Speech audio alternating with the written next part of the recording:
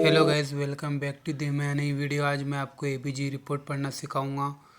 तो पहले आप सबसे पहले नॉर्मल वैल्यूज़ देख लीजिए ABG report article blood gas की कि पीएच जो रहता है तो 7.35 टू 7.45 रहता है, CO2 35 टू 45 रहता है, PO2 जो रहता है 80 टू 100 रहता है, SCO3 20 टू 26 होता है और ऑक्सीजन का सेचुरेशन 95 से 100% होता है। तो अगर कभी वैल्यू ये कम हो रहे हैं तो एबनॉर्मल है, ज़्यादा भी हो रहा है तो एबनॉर्मल है। तो ये मैं आपको आगे इस वीडियो में बताऊंगा, तो वीडियो कंटिन्यू देखिए प्लीज़। तो इसके लिए आप एक मेनू में क्या कर सकते हो, रोम रोम से रेस्पिरेटरी अपोजिट मेटाबॉलिक इक्वल। अगर पीएच और CO2 अपोजिट डायरेक्शन में बढ़ रहे हैं या कम हो रहे हैं, या पीएच कम हो रहा है CO2 बढ़ रहा है, तो ये रेस्पिरेटरी डिसऑर्डर होता है। और अगर कभी इनका डायरेक्शन इक्वल है, यानी एक साथ बढ़ रहे हैं एक साथ घट रहे हैं पीएच या CO2, तो ये मेटाबॉलिक डिसऑर्डर होता है। तो डायरेक्शन याद रखिए, अपोजिट डायरेक्शन मतलब रेस्पिरेटरी और सेम डायरेक्शन मतलब मेटाबॉलिक डिसऑर्डर होता है। तो ये आप फोटो अच्छे से देख लीजिए।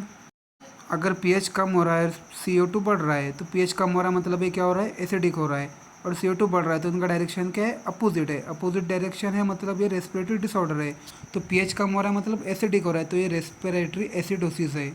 अगर इसी तरह से पीएच बढ़ेगा और CO2 कम होगा तो डायरेक्शन अपोजिट है ना, सेम नहीं है, तो ये क्या होगा, अल्कलाइन होगा पीएच। तो ये भी क्या होगा, रेस्पिरेटरी अल्कोलोसिस, मतलब पीएच बढ़ रहा है, पीएच कम हो रहा है तो एसिडोसिस।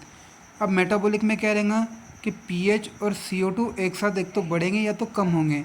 अब इसमें देखो मेटाबॉलिक में पीएच कम हो रहा है, CO2 कम हो रहा है, तो ये क्या होगा, एसिडिक होगा। तो ये क्या होगा, मेटाबॉलिक एसिडोसिस। अगर पीएच बढ़ रहा है और CO2 बढ़ रहा है तो क्या हो रहा है, पीएच का वैल्यू बढ़ रहा है मतलब ये क्या हो रहा है, अल्कलाइन हो रहा है। तो ये क्या हो रहा है, सेम डायरेक्शन है, सेम डायरेक्शन है मतलब ये मेटाबॉलिक डिसऑर्डर है। तो मेटाबॉलिक अल्कोलोसिस ये होगा। तो आप ये अच्छे से स्क्रीनशॉट लीजिए। फॉर एग्ज़ाम्पल आप ये रिपोर्ट देख सकते हो। इसके अंदर देखिए सब वैल्यू नॉर्मल है। पीएच का वैल्यू क्या है, 7.40। CO2 का वैल्यू क्या है, 40। बाइकार्बोनेट 25।